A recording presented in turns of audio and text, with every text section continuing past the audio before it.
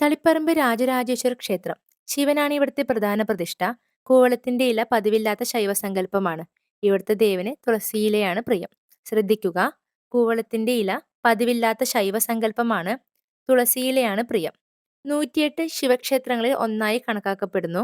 കൂടിയാട്ടം, ചാക്യാർകൂത്ത് എന്നിവ അവതരിപ്പിക്കുന്നതിന് ഏറ്റവും പരിപാവനമായ സ്ഥലമായി ക്ഷേത്രം കരുതപ്പെടുന്നു. കൂടിയാട്ടം, ചാക്യാർകൂത്ത് എന്നിവ അവതരിപ്പിക്കുന്നതിന് ഏറ്റവും പരിപാവനമായ സ്ഥലമായി തളിപ്പറമ്പ് രാജരാജേശ്വര ക്ഷേത്രം കരുതപ്പെടുന്നു.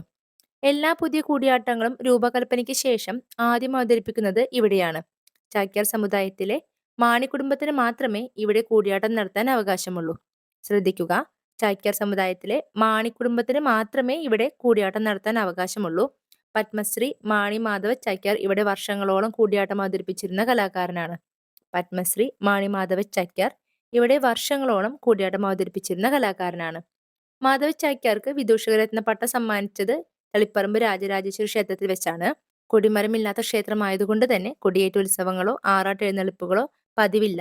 അത്താഴപൂജയ്ക്ക് ശേഷം മാത്രം സ്ത്രീകൾക്ക് അകത്തേക്ക് പ്രവേശിക്കുവാൻ അനുവാദമുള്ള ക്ഷേത്രമാണ് തളിപ്പറമ്പ് രാജരാജേശ്വര ക്ഷേത്രം. ശ്രദ്ധിക്കുക, അത്താഴപൂജയ്ക്ക് ശേഷം മാത്രമേ സ്ത്രീകൾക്ക് അകത്തേക്ക് പ്രവേശിക്കുവാൻ അനുവാദമുള്ളൂ. കേരളത്തിൽ 4 തന്ത്രിമാരുള്ള ക്ഷേത്രം കൂടിയാണ് തളിപ്പറമ്പ് രാജരാജേശ്വര ക്ഷേത്രം. കേരളത്തിൽ 4 തന്ത്രിമാരുള്ള ക്ഷേത്രം കൂടിയാണ് തളിപ്പറമ്പ് രാജരാജ